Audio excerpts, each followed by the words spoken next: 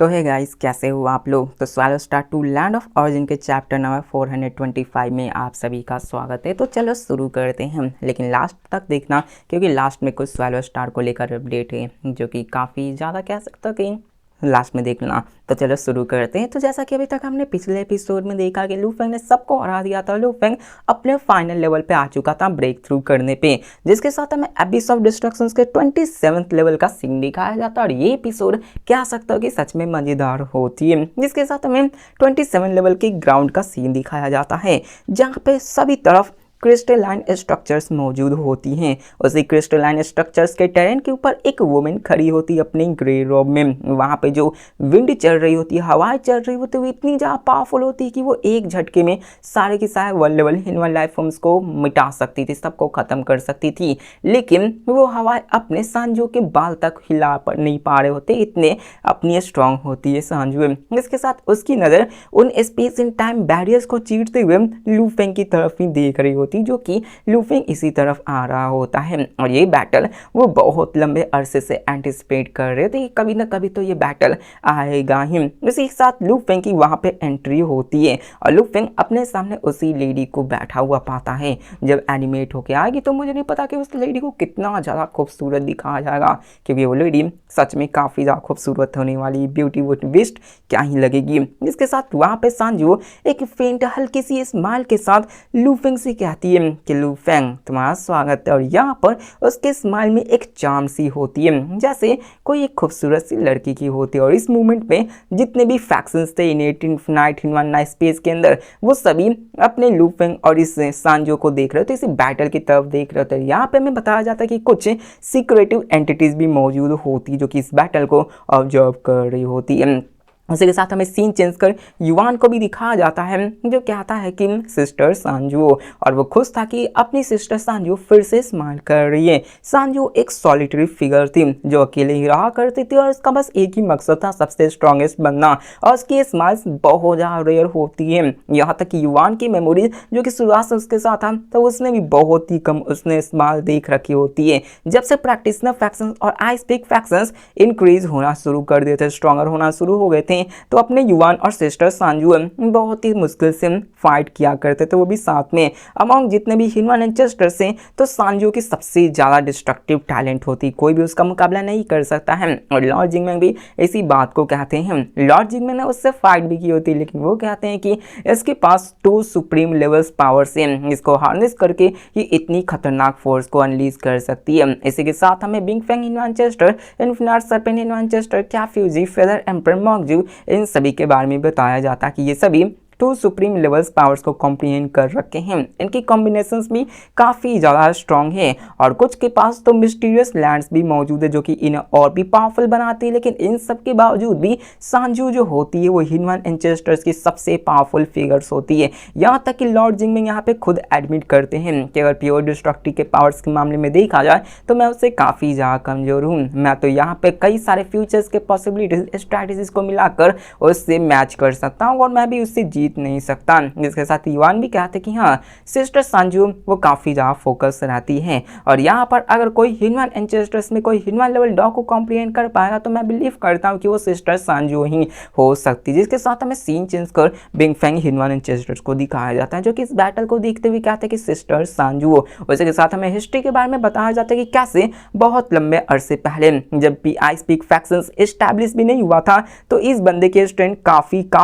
कम थी और ये सिस्टर और ये बंदा और सिस्टर सांजू ये दोनों एक्सप्लोर किया करते थे इनफिनाइट ह्यूमन स्पेस में और साथ में वो मिस्टीरियस लैंड में भी जाया करते हैं। लेकिन उस वक्त हम सांजू ही अपने बिंग फेंग ह्यूमन एंसेस्टर्स को प्रोटेक्ट किया करती थी। ये उस तक चलता रहा जब तक बिंग फेंग ह्यूमन एंसेस्टर एक इमॉर्टल नहीं बन गया। उसी के बाद अपनी सिस्टर सांजू इसको जाने देती है कि तुम अकेले एक्सप्लोर कर सकते हो, वरना ये सिस्टर सांजू बिंग फेंग ह्यूमन एंसेस्टर्स की काफ़ी ज़्यादा मदद की होती। जिसके साथ बिंग फेंग ह्यूमन एंसेस्टर उस बैटल को देखते हुए क्या था कि सिस्टर सांजू मैं बिलीव करता हूँ कि तुम डेफिनेटली जीत जाओगी। यहाँ तक कि लू फेंग के पास एक्सेप्शनल टैलेंट है, लेकिन फिर भी वो तुम्हारे सामने छोटा ही पड़ेगा। है। अब जब से अपनी सिस्टर सांजू इनविंसिबल बनी है तब से कोई भी बंदा इसको हरा ही नहीं सका था। ये हमेशा से इनविंसिबल बन के ही रही थी, जिसके साथ हमें फाइनली सीन चेंज कर 27th level Abish of destruction के क्रिस्टल लैंड का सीन दिखाया जाता है, जहाँ पे लू फेंग और सांजू फाइनली एक दूसरे को फेस करते हैं। वहाँ पे सांजू स्माइल के साथ अपनी कॉम्बैट में रहते हुए कहती है कि मैं इस लम्हे का बहुत लंबे अरसे से इंतजार कर रही थी। वो कहते हैं कि लू फेंग अपना सब कुछ देना, फॉल बैक मत करना। तो यहाँ पे लू फेंग भी रिप्लाई करते हुए कहा था कि सांजू प्लीज तुम भी अपना सब कुछ देना, तुम भी फॉल बैक मत करना। अपना लू फेंग तो पहले से ही लड़ाई वाला बंदा तो था ही, उसके अंदर भी कॉम्बैट स्पिरिट लहकना शुरू हो जाती है। अब बंदा जो कि अपना लू फेंग है वो खुद हिनवान ब्लेड डॉग के थ्रेशोल्ड पे जा चुका था, वो ऑलरेडी ब्रेक थ्रू करने वाला था, लेकिन फिर भी लू फेंग अपने लिमिट को टेस्ट करना चाहता था। और वो लिमिट किस पे टेस्ट करता तो सांजू पे, क्योंकि यार सांजू वो अपने इन्फिनाइट स्पेस में बहुत लंबे टाइम से एक इनविंसिबल बीइंग बन के रह चुकी है। लू फेंग ये देखना चाहता था कि आखिरकार ये इनविंसिबिलिटी क्या काम की है, ये कितना रहा इनविंसिबल इसको बनाती है। और लू फेंग की करंट ट्रेलर में लू फेंग के लिए एक रेयर ओपोनेंट ढूंढ पाना काफी ज्यादा मुश्किल है, या तो उसे माउंटेन ऑफ डिस्ट्रक्शन में जाना पड़ेगा या फिर उसे सांजू जैसे बंदे से फाइट करनी पड़ेगी, जिसके साथ सांजू ही वो चैलेंज था जो कि लू फेंग को चाहिए होता है। जिसके साथ सांजू यहाँ पर लू फेंग से कहती है कि चलो तैयार हो जा, वो वहाँ पे कहती वॉच आउट, और उसी वक्त उसके वर्ड्स फेड होते हैं और अपनी जो बंदी होती है वो पूरे के पूरे एंडलेस सी ऑफ फ्लेम्स में डिसॉल्व हो जाती है। जो फ्लेम्स होती है वो पूरे के पूरे entire 27 level of chaos destructions में फैल जाती है और सभी चीजों को जलाना शुरू कर देती है। जो क्रिस्टलाइन लैंड होती है वो ऑलरेडी इस जगह की फाउंडेशन होती है, लेकिन इन सब के बावजूद अपनी सांजू की फ्लेम्स इतनी ज्यादा पावरफुल थी कि वो उस क्रिस्टलाइन लैंड को पिघलाना शुरू कर देती है। वो पूरी तरह से लिक्विड बनना शुरू हो जाती है और एक पूल बन जाता है। उसी के साथ हमें उस पूल के अंदर दिखाया जाता है कि उसमें से 5 कलर मिस्ट रोज निकलना शुरू होती हैं और वो उन फ्लेम्स के साथ जाके मर्ज हो जाती है। मतलब कि उसके एक अटैक करने का ही टेक्निक होता है। उसी के साथ वो जितने भी फ्लेम्स होते हैं वो एक डेडली रेडियंस के साथ वो सारे चीज़ों को तबाह करते हुए आगे जाना शुरू कर देता है। हमें लू फेंग को दिखाया जाता है जो कि टेस्ट कर रहा होता है, वो अटैक नहीं करता बल्कि वो सीधे सीधे खड़ा होता है। उसकी प्रोटेक्टिव एनर्जी उन रिलेंटलेस फ्लेम्स को ब्लॉक करना शुरू कर देती है। लू फेंग उन सारे मोल्टन लैंडस्केप को देख रहा होता है कि कैसे ये काउंटलेस टाइम सॉलिडिफाई होता है, फिर मेल्ट होता है, फिर सॉलिडिफाई होता है, फिर मेल्ट होता है, एक मोल्टन लावा की तरह ये एक साथ हो रहा होता है। उसी के साथ वहाँ पे एक आवाज़ गूंजते हुए कहती है कि फ्लेम्स ये रूट होती है और डिस्ट्रक्शन ये फ्रूट होती है। मतलब फ्लेम से ही बनती है डिस्ट्रक्शन, मतलब उसी का फल है। अब यहाँ पे ये सभी चीजें चल रही हो तो ये कोई और ने अपनी सांजू ही कही होती है और तभी एक सी ऑफ फायर बाहर निकलते और उसी के सी ऑफ फायर में से एक ब्लैक फ्लेम मेटेरियलाइज होके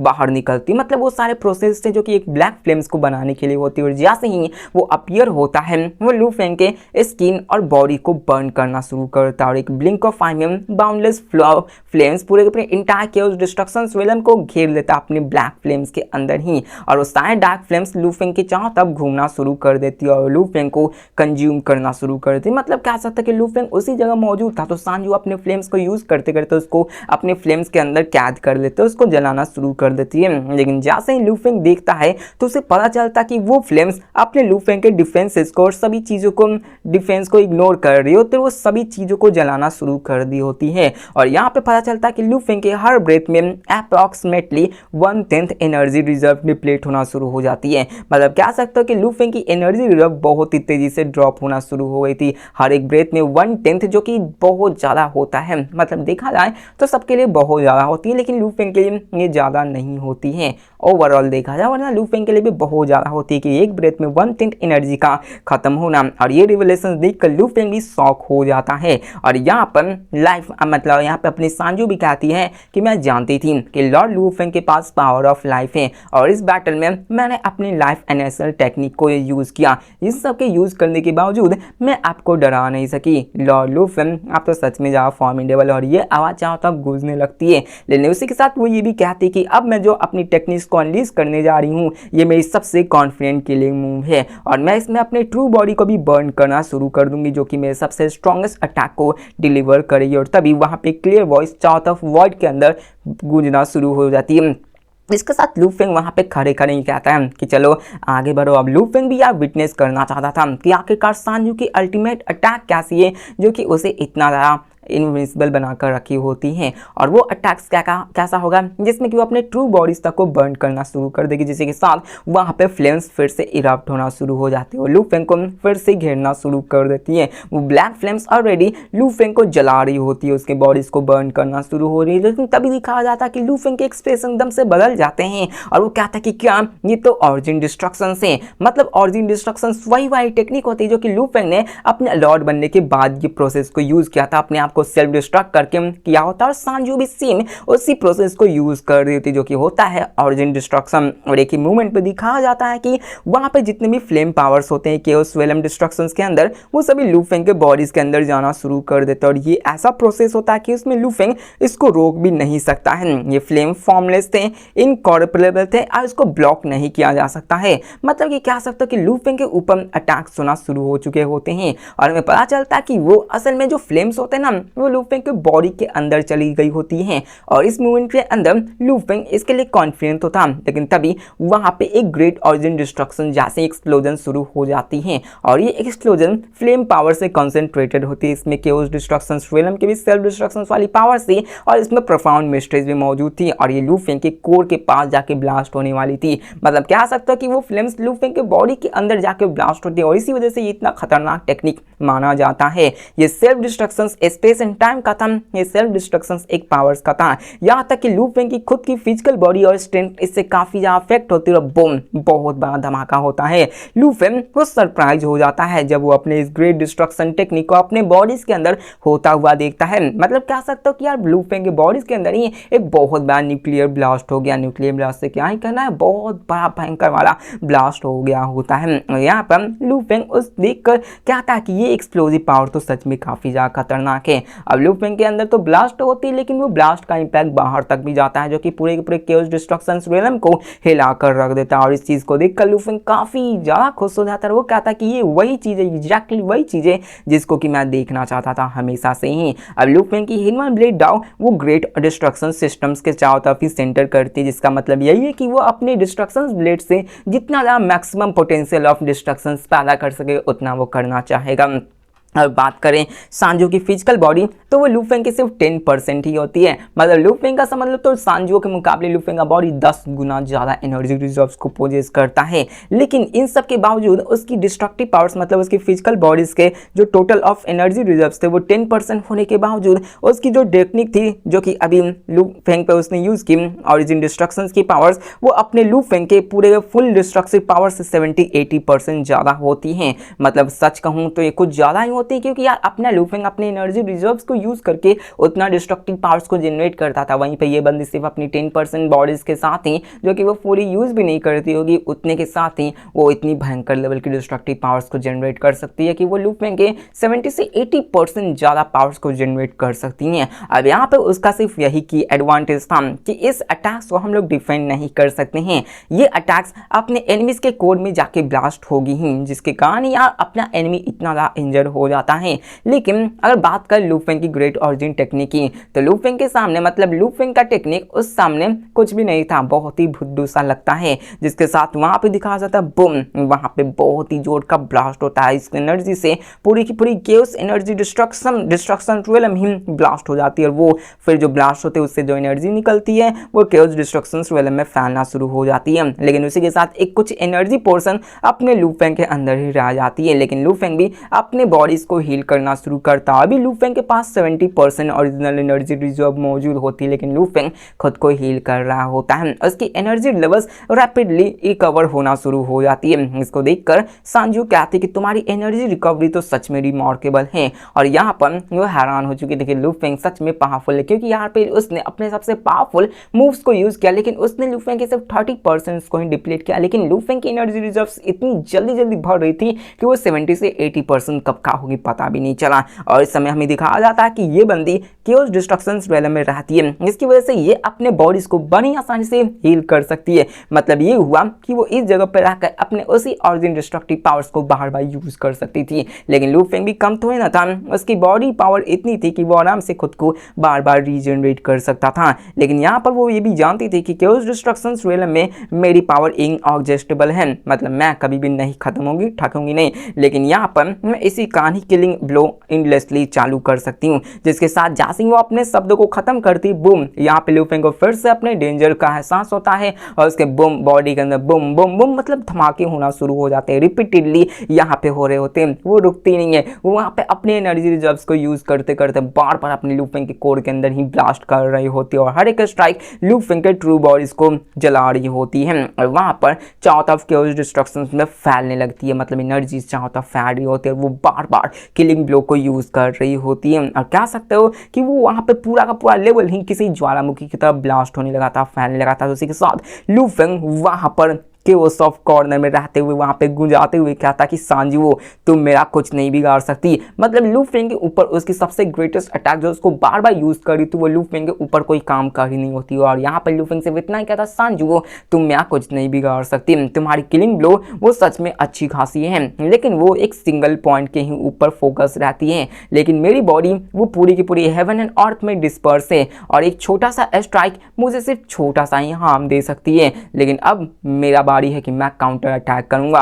और यहां पर लू फेंग कहता है कि मैं जिस अटैक को यूज करने वाला हूं वो मेरी नई कॉम्प्रिहेंडेड किलिंग टेक्निक है जिसको कि मैंने एबिस ऑफ डिस्ट्रक्शन में ट्रांसवर्स करते समय खुद बनाया है। अब यहां पे लू फेंग तो इतने सारे सांजो के अटैक्स को रिलेंटली सह रहा होता है, इसी वजह से वो इतना क्यों सहा होता है इसमें भी एक थ्योरी है कि मतलब इसमें भी बताया जाता है कि लू फेंग उसके उस डिस्ट्रक्टिव पावर्स को स्टडी कर रहा होता है। अटैक्स करते करते लू फेंग उसके मिस्ट्रेस ऑफ डिस्ट्रक्शंस को सीखना शुरू कर देता है और जबकि लू फेंग ने उन माउंटेन्स के ऊपर वो 35 ब्लॉक्स को यार सीखा होता है, उसी वजह से लू फेंग का कह सकते हो कि लू फेंग उससे बहुत सारी चीजें सीख चुका होता है, लेकिन लू फेंग पूरी चीजें नहीं सीखा होता क्योंकि सांजू का जो अटैक होता है उसके अंदर फ्लेम पावर और डिस्ट्रक्टिव पावर्स दोनों होती है और लू फेंग सिर्फ उसके अंदर के डिस्ट्रक्शंस के एस्पेक्ट्स को ही स्टडी कर सकता होता है, लेकिन यहाँ पर लू फेंग सांजू के अटैक्स को सीखते सीखते ग्रेट डिस्ट्रक्शन सिस्टम्स को भी अच्छे से समझ गया होता है और इस क्रिटिकल मोमेंट पे लू फेंग उसको ज्यादा कंटेन नहीं कर सकता था और उसके माइंड के अंदर भी वो सीक्रेट पैटर्न्स बनना शुरू हो जाते हैं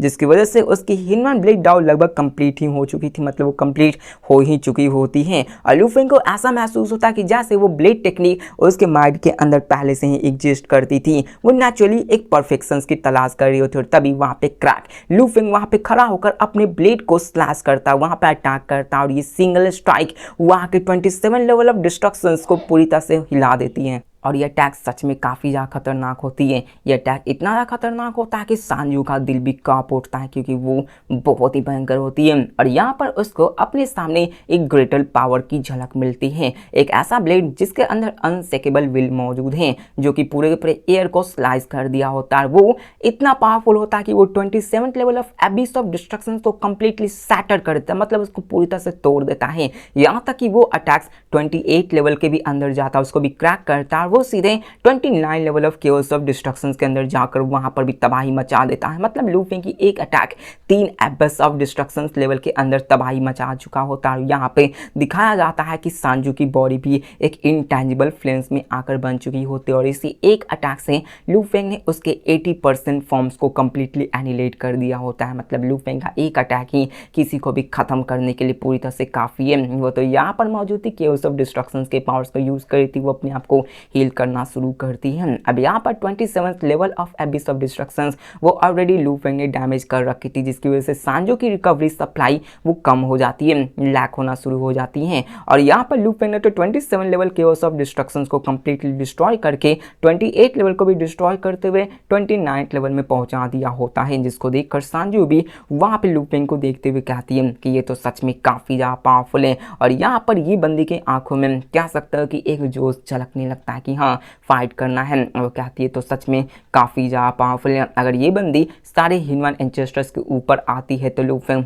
इससे भी ऊपर आता है। अब लू फेंग की एक सिंगल स्ट्राइक इतनी ज़्यादा पावरफुल थी तो आप समझ ही चुके होते हैं और यहाँ पर यही सारी डिस्कशन होती है और सांजो फाइनली एडमिट करती है कि मैं हार चुकी हूँ, लेकिन हारने के बावजूद वो काफ़ी ज़्यादा खुश होती है कि उसको ऐसा बैटल देखने को मिला है और उसे एक फ्यूचर की झलक मिल जाती है कि उसे फ्यूचर में आगे क्या करना, उसे कैसे आगे प्रोग्रेस करना है। जिसके साथ यहाँ पर हमें ये भी बताया जाता है कि यहाँ पर एक रीजन था क्योंकि माउंटेन ऑफ डिस्ट्रक्शंस के अंदर 7 फोल्ड ट्रायल दिया गया होता है और यहाँ पर लू फेंग ने सभी को कंप्लीटली सरपास कर दिया होता है। उसी के साथ यहाँ पर वो कहती है लू फेंग से कि लू फेंग तुम्हारी ब्लेड टेक्निक तो सच में अनडाउटली सबसे भयंकर है पूरे के पूरे इन्फिनिटी स्पेस के अंदर, और तुम्हारे होते हुए पूरा पूरा प्रैक्टिशनल फैक्शंस फिर से ट्रांसफॉर्म हो जाएगा। सांजो की फीलिंग एक कॉम्प्लेक्स में आ चुकी थी और वो मन में जानती थी कि आइस पिक फैक्शंस वो कभी भी प्रैक्टिशनल फैक्शंस को कंपैरिजन नहीं कर सकती थी। लॉर्ड जिंग मैंग जिसके पास मास्टरी है टाइम एंड स्पेस की, वो कभी भी अपने सांजो के स्ट्रैटेजीज में नहीं फंसेंगी।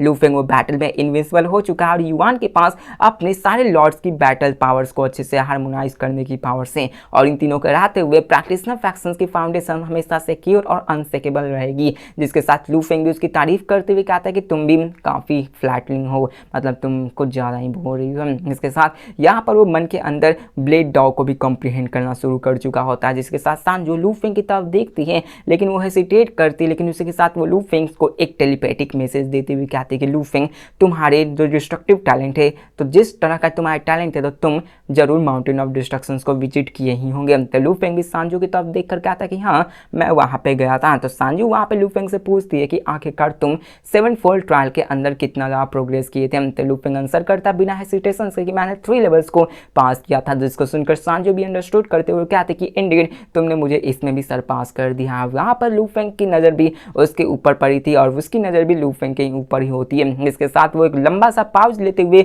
लू फेंग से फिर से कहती कि मुझे एक डिस्ट्रक्शन फ्रूट चाहिए था, अगर तुम मुझे एक दोगे तो मैं ये वादा करती हूँ कि मैं अपना आज से लेकर पूरे जन्म तक मैं प्रैक्टिशनल फैक्शंस का ही सपोर्ट दिखाया करूँगा, बिना किसी लालच के अनवेवरिंग सपोर्ट दिखाया करूंगा। जिसके साथ लू फेंग सांजू की तरफ सरप्राइज होकर देखने लगता है और वो सोचने लगता है कि डिस्ट्रक्टिव फ्रूट सच में काफ़ी ज़्यादा प्रीसियस होती हैं। एक सिंगल फ्रूट किसी के ऑर्डिनरी, मतलब कह सकते हो कि आप एक सिंगल फ्रूट के बारे में ही जानते हो कि कैसे एक सिंगल फ्रूट एक मिस्ट्रीज लैंड को पूरी तरह से तबाह करने की पावर सकती, मतलब कि उतना उसको एनर्जी मिस्टीरियस लैंड से जितनी पावर्स आपको नहीं मिलती है उससे ज़्यादा आपको उस एक डिस्ट्रक्शन फ्रूट से मिलती है। लेकिन अगर यहाँ पे सांजू अपने प्रैक्टिशनल फैक्शंस के साथ हाथ मिला लेती है तो इसका मतलब ये हुआ कि उसे अपने आइस पिक फैक्शन से नाता तोड़ना होगा या फिर आइस पिक फैक्शंस अपने प्रैक्टिशनल फैक्शंस के साथ जुड़ जाएगी।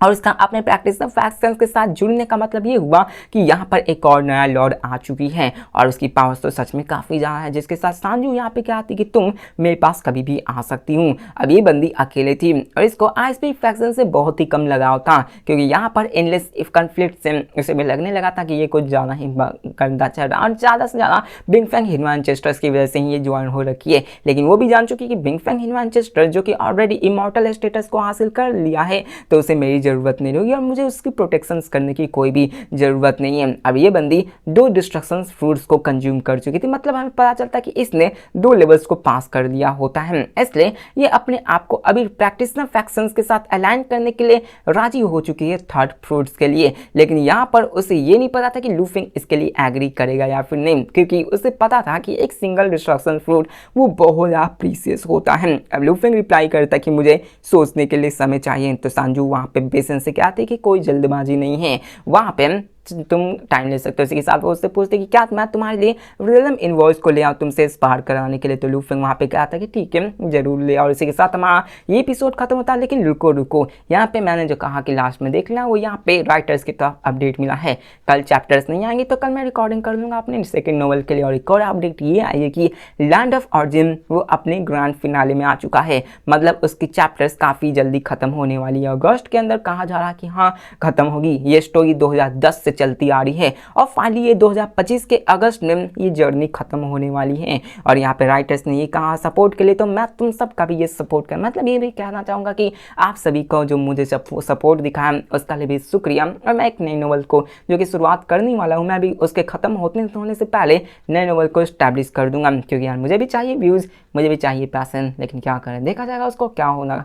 मैं किसी नए नोवेल्स वही रिवर्स इंस्टेंटी को शुरू करूंगा। लेकिन इसी के साथ यहाँ पे हमें ये भी पता चलता है राइटर्स के द्वारा कि हो सकता है कि वो लैंड ऑफ ऑरिजिन को ऐसे जल्दबाजी में ले जा चुके हैं और हमें लॉर्ड ज्यू यिंग नोवेल में इसको दिखाया जाएगा, मतलब कि कह सकते हो कि ये 2nd नोवेल के साथ कनेक्टेड दिखाया जाएगा। उसके अंदर भी हमें उस लू फेंग और बाकी सारे बंदों को दिखाया जाएगा, लेकिन उसमें ये सब नहीं है। और लॉर्ड जिंग यिंग जो कि सेकंड नोवेल में आता है वो इसमें आना चाहिए या फिर नहीं, मतलब ग्रैंड फिनाले में राइटर्स पूछ रहे थे, मतलब वो सेकंड नोवेल का जो को इंसिडेंस होता है ना कि दोनों मिलते हैं, तो इसमें राइटर्स बस यही कह रहे हैं कि हो सकता है कि वो आगे चलकर उस सेकंड नोवेल वाले कैरेक्टर लॉर्ड जिंग यिंग को भी अपने इस नोवेल के साथ कनेक्ट करवा देंगे लास्ट तक, और साथ में उस नोवेल की एंडिंग हो जाएगी। तो यही था अपडेट, तो मिलते हैं नेक्स्ट वीडियो में, तब तक के लिए बाय, परसों मिलेंगे, बाय।